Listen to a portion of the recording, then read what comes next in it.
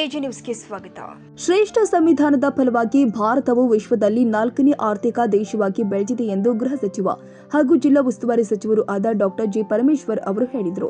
ಗಣರಾಜ್ಯೋತ್ಸವ ಹಿನ್ನೆಲೆ ಶ್ರೀ ಸಿದ್ದಗಂಗಾ ಮಠಕ್ಕೆ ಭೇಟಿ ಕೊಟ್ಟು ಸಿದ್ದಲಿಂಗೇಶ್ವರ ಸ್ವಾಮೀಜಿಯವರ ಆಶೀರ್ವಾದ ಪಡೆದು ಪ್ರಸಾದ ಸೇವಿಸಿದ್ರು. ಬಳಿಕ ಮಠದ ಆವರಣದಲ್ಲಿ ಧ್ವಜಾರೋಹಣ ನೆರವೇರಿಸಿ ಅವರು ಮಾತನಾಡಿದರು.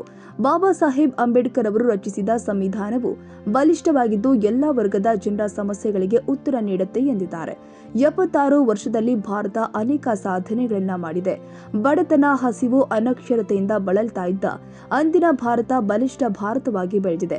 ಪ್ರಪಂಚದಲ್ಲಿ 4ನೇ ಆರ್ಥಿಕತೆಯ ದೇಶವಾಗಿದೆ. ಇದರಲ್ಲಿ ಪ್ರತಿಯೊಬ್ಬ ಭಾರತೀಯನ ಶ್ರಮವಿದೆ. ಪ್ರತಿಯೊಬ್ಬರಿಗೂ ಸ್ವಾಭಿಮಾನದ ಬದುಕು ಸಿಗಲಿ ಎಂದು ಆಶಿಸಿದ್ರು.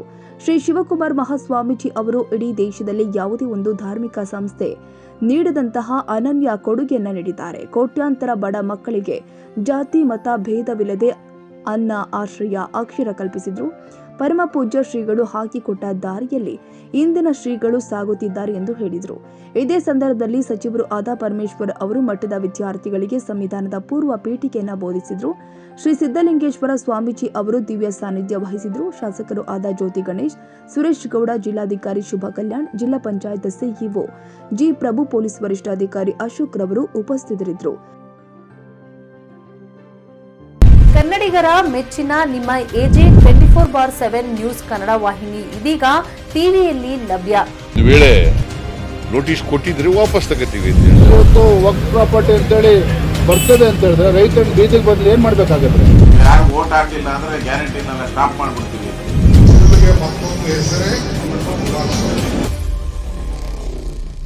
ಕರ್ನಾಟಕ ಮತ್ತು ದೇಶ ವಿದೇಶ 360 ಡಿಗ್ರಿ ಸುದ್ದಿ ಹಾಗೂ ಉತ್ತರ ಕರ್ನಾಟಕ, ಬೆಳಗಾವಿ, ಬಾಗಲಕೋಟೆ, ಧಾರವಾಡ, ಹಾವೇರಿ, ಗದಗ, ಬಿಜಾಪುರ ಜಿಲ್ಲೆಯ ಕ್ಷಣ ಕ್ಷಣದ ವಿವರವನ್ನ ಪಡೆಯುವುದಕ್ಕೆ ಎಜೆ 24/7 ನ್ಯೂಸ್ ಕನ್ನಡ ವಾಹಿನಿಯನ್ನ ಲೈಕ್ ಮಾಡಿ, ವಿಡಿಯೋಗಳನ್ನ ಶೇರ್ ಮಾಡಿ, ಕಮೆಂಟ್ ಮಾಡುವ ಮೂಲಕ ನಮ್ಮ ವಾಹಿನಿಗೆ ಸಹಕಾರ ನೀಡಿ ಮತ್ತು ಚಾನೆಲ್ ಅನ್ನ ಸಬ್ಸ್ಕ್ರೈಬ್ ಮಾಡಿ.